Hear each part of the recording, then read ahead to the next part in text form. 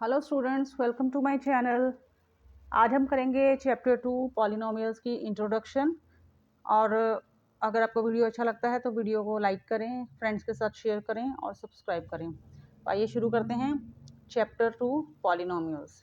देखिए, ये हमने एक पॉलिनोमियल लिखा हुआ P X equal to 2x² minus 4x plus 6। ये एक पॉलिनोमियल है, ठीक है। देखिए, जब यहाँ पर हमें सभी वेरिएबल्स हम x लगाते हैं तो यहाँ पर हम उस पॉलिनोमियल को पी एक्स से डिनोट करते हैं। एक पॉलिनोमियल हमने लिखा हुआ है P Y equal to 3y³ minus 4y² minus 5y plus 7। तो देखिए, इसमें क्योंकि हमने सभी वेरिएबल्स y यूज़ किए हैं तो इसलिए इस पॉलिनोमियल को हम पी वाई से डिनोट किया है हमने, ठीक है। तो जो भी वेरिएबल्स पॉलिनोमियल यूज़ होंगे वो पॉलिनोमियल उसी वेरिएबल से डिनोट होता है। अब आ जाते हैं टर्म्स पर। टर्म्स क्या होती है? जैसे ये पॉलिनोमियल है, इसमें ये एक टर्म होगी, एक ये होगी, एक ये होगी, तो कितनी होगी? 1 2 3 3 टर्म्स होगी। तो अगर इस पॉलिनोमियल की बात करें तो इसमें टर्म्स कितनी हैं? 3, ठीक है, 3 टर्म्स हैं। कोफिशिएंट, कोफिशिएंट मतलब कि x के साथ x से पहले क्या नंबर लगा हुआ है। जैसे coefficient of x², coefficient of x² या कोफिशिएंट ऑफ x। तो कोफिशिएंट ऑफ x² से पहले क्या लगा हुआ है? 2। तो एक तो यहाँ पर 2 हो गया कोफिशिएंट, और दूसरे ये x से पहले यहाँ पर क्या लगा हुआ है? माइनस का 4। तो कोफिशिएंट ऑफ x हो गया -4। तो x² का कोफिशिएंट 2 हो गया, और अगर कोफिशिएंट ऑफ x पूछा जाए तो -4। फिर आ जाते हैं वेरिएबल। वेरिएबल क्या मतलब? ये देखिए, x यूज हुआ है ना, यहाँ पर भी x है, यहाँ पर भी x है। तो ये नंबर, इस x को ही हम क्या बोलेंगे? वेरिएबल, ठीक है। क्योंकि वेरिएबल ऐसा है कि उसकी हम वैल्यू कुछ भी पुट कर सकते हैं। हम x की वैल्यू 1 पुट कर सकते हैं, 2 3 कुछ भी पुट कर सकते हैं, तो वो चेंज होती रहती है, तो इसलिए इसको वेरिएबल बोलते हैं। तो वेरिएबल यहाँ पर हमारा x है। अब आ जाते हैं इस पॉलिनोमियल पे। देखिए, इसमें अगर हम जैसे टर्म्स यहाँ 3 थी, यहाँ टर्म्स को देखें तो 1 2 3 4 टर्म्स हैं। तो देखिए, टर्म्स तो 4 हो गई। उसके बाद आ जाए तो कोफिशिएंट। तो कोफिशिएंट यहाँ हमारे पास y³। कोफिशिएंट ऑफ y³ कितना होगा? 3। तो 3 आ गया, ठीक है। और कोफिशिएंट ऑफ y², y² से पहले हमारे पास -4 है, तो कोफिशिएंट ऑफ y² हमारे पास आ गया -4। और कोफिशिएंट ऑफ y क्या आ गया? -5, ठीक है। अगर माइनस का साइन है तो वो हमको साथ में दिखाना पड़ेगा। और नेक्स्ट आ जाता है वेरिएबल। तो इसमें कौन सा वेरिएबल यूज हुआ है? इसमें हर जगह हमने y यूज किया, तो हमारा वेरिएबल हो गया y, ठीक है। नेक्स्ट है types of polynomials on the basis of number of terms. कि पॉलिनोमियल में कितनी नंबर ऑफ टर्म्स है उनके बेसिस पे पॉलिनोमियल्स के टाइप। अब जैसे ये पॉलिनोमियल देखिए, इसमें एक ही टर्म है, ठीक है, तो इसको मोनोमियल बोलते हैं। क्योंकि सिंगल टर्म है तो उसको मोनोमियल बोलते हैं। ये नेक्स्ट है, ये भी पॉलिनोमियल है, बट इसमें क्या है? 2 टर्म्स हैं, 1 2, ठीक है। 7x + 3 2 टर्म्स हैं, तो इसको बोलते हैं बायनोमियल। ये इसमें देखिए 2x² + 3x - 6 1 2 3 3 टर्म्स हैं, तो इसको बोलते हैं ट्रायनोमियल।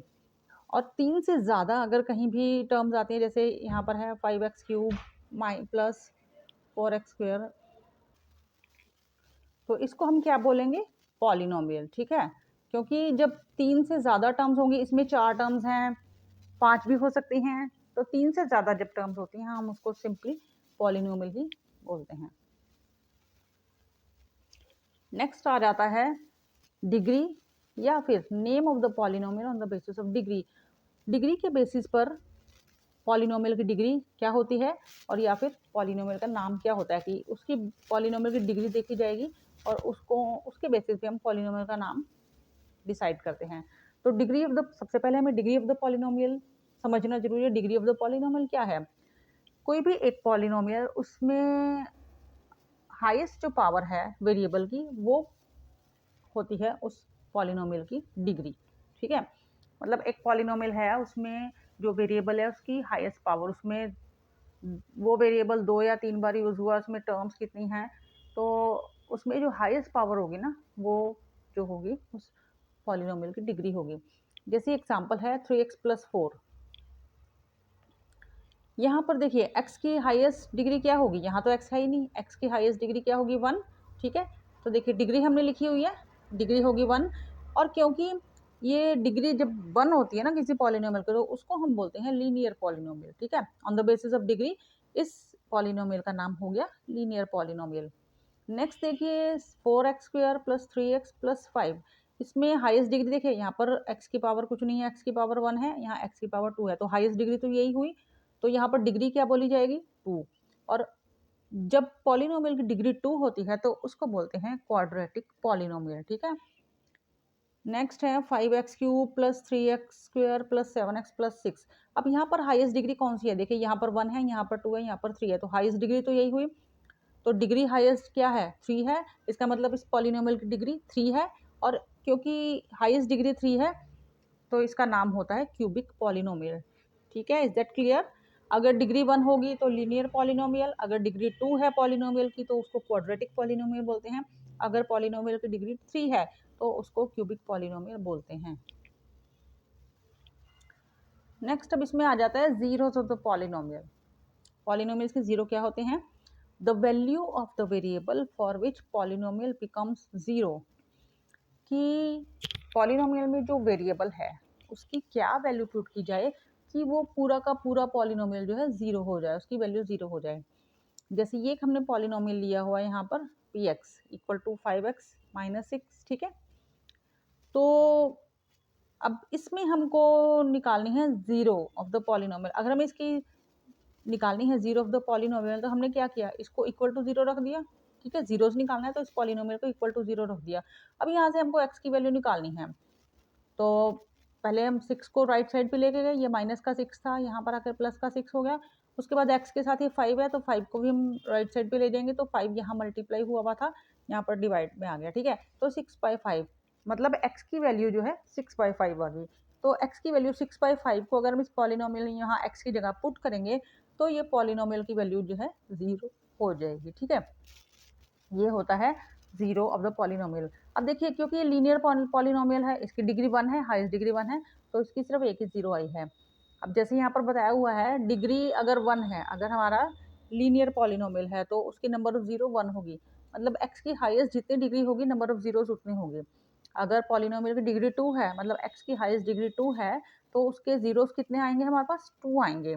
और अगर हमारे पास x की जो है, या फिर x की जगह y भी हो सकता है, तो कोई भी वेरिएबल हो सकता है, वेरिएबल जो है उसकी डिग्री अगर 3 है, हाईएस्ट डिग्री 3 है, तो उसमें हमारे पास नंबर ऑफ जीरोस भी 3 निकल कर आएंगे, ठीक है। नेक्स्ट टॉपिक इस चैप्टर में आ जाता है कि geometrical meaning of the zeros of the polynomial. ये आपको 2.1 एक्सरसाइज जो है उसमें स्टेप से ग्राफ दिए होंगे, क्वेश्चन दिए होंगे, उसमें आपको नंबर ऑफ जीरोस फाइंड करने हैं। तो ये जो है जो आपको ये है 2.1 एक्सरसाइज में ये ग्राफ यूज होने वाला है। अब देखिए एक ग्राफ दे रखा है, एक्स एक्सिस है और ये वाई एक्सिस है, ठीक है। तो ये ओ हमने ओरिजिन दिया हुआ है। अब देखिए इस पे एक ग्राफ बना हुआ है, तो अगर हम इस तरह से ग्राफ में जीरोस बताने हो तो जीरोस कौन से होंगे कि एक्स एक्सिस को वो ग्राफ कितने पॉइंट्स पर काट रहा है, वो हमारे नंबर ऑफ जीरोस होंगे। जैसे ये ग्राफ यहाँ से चला, ये यहाँ चला, तो यहाँ पर इसने एक्स एक्सिस को यहाँ कट कर दिया, ठीक है। एक तो हमारा जीरो ये हो गया। नेक्स्ट ये ऐसे आते आते आते आते यहाँ पर दोबारा फिर यहाँ पर टच कर गया एक्स एक्सिस को, तो एक जीरो ये हो गया, तो 1 और 1 2। तो देखिए नंबर ऑफ जीरोस हमारे आगे 2, ठीक है। बहुत आसान है ये। नेक्स्ट देखिए ये ग्राफ बना हुआ है, ये वाई एक्सिस है, ये एक्स एक्सिस है, तो ये हमारा ग्राफ ऐसे जा रहा है, ठीक है। यहाँ पर ये सिर्फ एक जगह टच कर रहा है एक्स एक्सिस को, और दोबारा तो टच ही नहीं किया, यहाँ पर खत्म हो गया, तो मतलब हमारा नंबर ऑफ जीरो क्या आएगा 1। तो देखिए नंबर ऑफ जीरोस कितने आ गए हमारे पास 1। नेक्स्ट देखिए ये एक्स एक्सिस है, ये वाई एक्सिस है, तो हमारा ये ग्राफ थोड़ा सा ये बड़ा है। देखिए ये एक्स यहाँ से चला, एक तो यहाँ पर टच किया, ये जीरो हो गया, फिर यहाँ से आते आते फिर यहाँ पर आ गया, ये देखिए यहाँ पर एक्सिस से टच कर रहा है, तो एक जीरो ये हो गया। उसके बाद फिर ये ऊपर हो गया, और फिर ये नीचे आके फिर से एक्स एक्सिस को दोबारा टच करते हुए नीचे आ गया, तो 3। तो कितने जीरो हो गए, 1 2 और 3। तो यहाँ पर हमारे नंबर ऑफ जीरोस कितने आ गए 3 आ गए।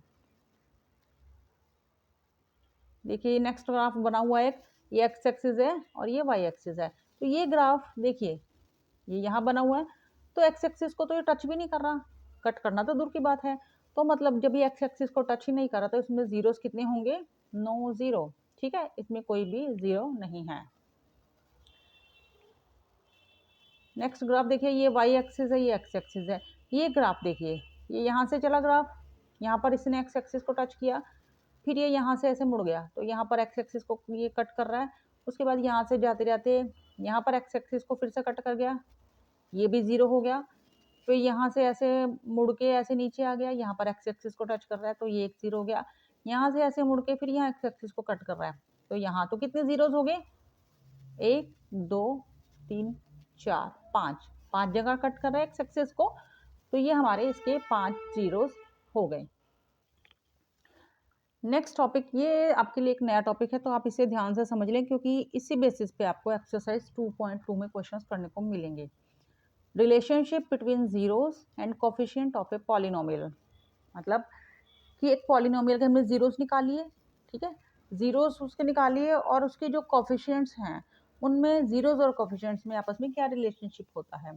तो उस रिलेशनशिप को फाइंड करने के लिए हमारे पास ये दो फॉर्मूला होता है। उससे पहले हम general form of quadratic polynomial देखते हैं। क्वाड्रेटिक पॉलिनोमियल जो है उसकी जनरल फॉर्म क्या होती है, क्या होती है, ax² plus bx plus c। Okay, तो इसमें ये फॉर्मूला होता है, अगर हम इसको जीरोज और कोफिशिएंट्स में रिलेशनशिप दिखाना है तो उसके लिए दो फॉर्मूला होते हैं, एक तो सम का होता है, एक प्रोडक्ट का होता है। तो सम ऑफ जीरोज मतलब alpha plus beta equal to minus b by a, ठीक है। जब हम एक पॉलिनोमियल के जीरोज निकालेंगे तो उसके अगर दो जीरोज आए हैं, अगर वो क्वाड्रेटिक है तो दो जीरोज ही आएंगे, दो जीरोज आए हैं जिसमें से हम एक को अल्फा मान लेंगे, एक को बीटा मान लेंगे, ठीक है। तो अगर उनका सम किया जाए, अल्फा प्लस बीटा किया जाए, वो किसके बराबर होगा, माइनस बी बाई ए। तो बी का क्या है, हमारा एक्स का कोफिशिएंट है, और ए है हमारा एक्स स्क्वायर का कोफिशिएंट। तो फॉर्मूले में हमने लगाया माइनस बी अपॉन ए। तो ये लेफ्ट और राइट हमारी अगर इक्वल है तो मतलब ये जो है रिलेशनशिप हमने वेरीफाई कर दिया। हमारे पास क्वेश्चन आएगा कि रिलेशनशिप को वेरीफाई करो। नेक्स्ट इसमें प्रोडक्ट का फॉर्मूला आ जाता है। प्रोडक्ट ऑफ जीरोस क्या होता है, प्रोडक्ट हो गया alpha plus beta equal to क्या होता है, ये सी बाय ए। सी हमारी यहाँ पे कांस्टेंट टर्म होती है और ए होता है वेरिएबल, ए होता है कोफिशिएंट ऑफ एक्स स्क्वायर। तो alpha beta equal to c by a. ये इस b को ही यहाँ पर और एक्सप्लेन किया गया कि b क्या है, हमारा माइनस कोफिशिएंट ऑफ x होता है, और a क्या होता है, कोफिशिएंट ऑफ x स्क्वायर होता है। ऐसे ही c क्या होता है, कांस्टेंट टर्म होती है, और a होता है कोफिशिएंट ऑफ x स्क्वायर। अब हम इस रिलेशन को वेरीफाई कैसे करना है वो देखते हैं एक एग्जाम्पल में। तो पहले सबसे पहले देखिए, हमको जीरोस और कोफिशिएंट्स में अगर रिलेशन निकालना है तो हमको जीरो भी पता होने चाहिए, कोफिशिएंट भी पता होने चाहिए। तो सबसे पहले हमने एक पॉलिनोमियल लिया, इसके हम जीरोस निकाल लेते हैं। अब जीरोस कहते कैसे निकालते हैं, देखिए आपने 9th क्लास में भी किया होगा, स्प्लिटिंग द मिडल टर्म को हम स्प्लिट करते हैं। तो ये जो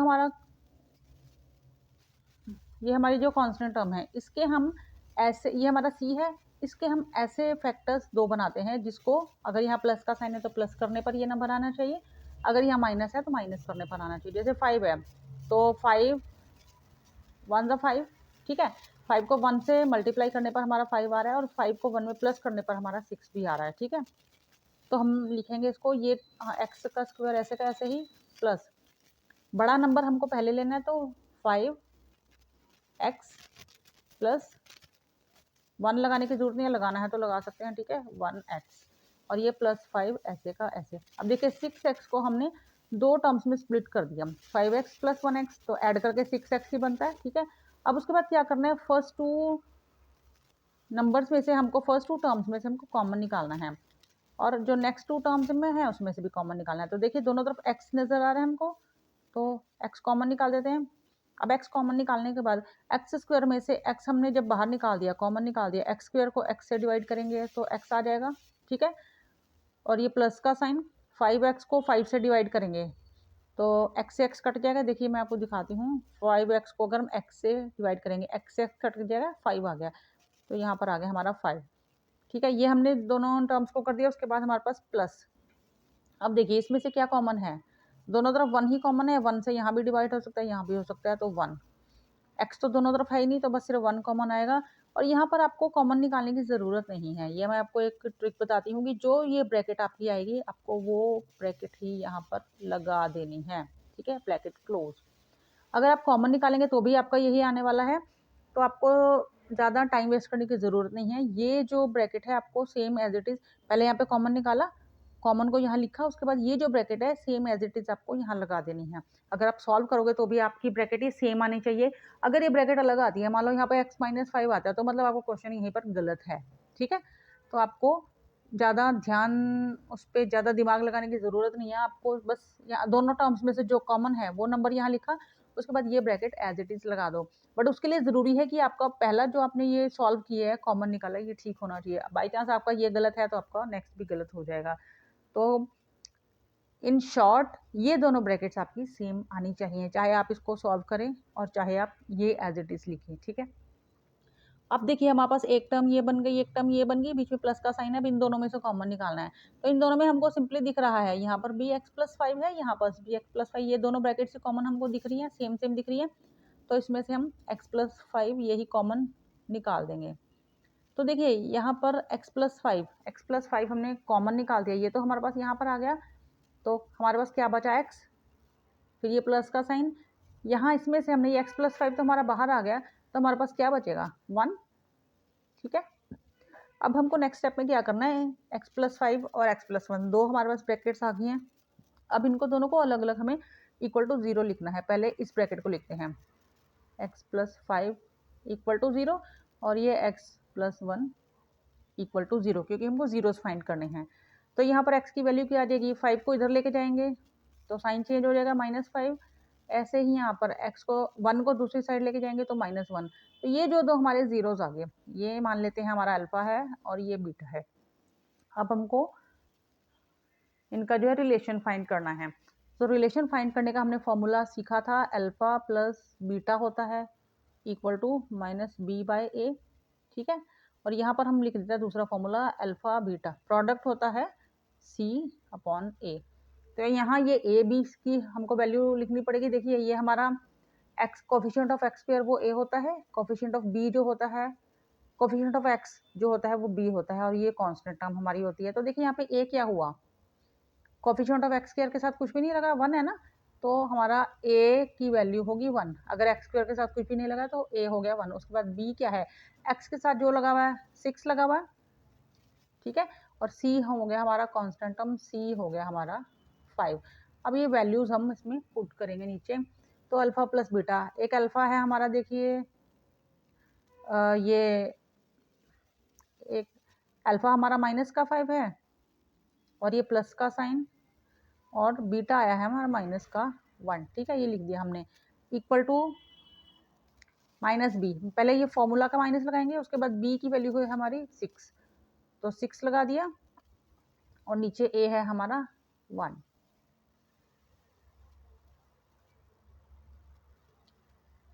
अब देखिए -5, अब हम इस ब्रैकेट को ओपन कर देते हैं, तो -5 और ये प्लस माइनस माइनस हो जाएगा 1।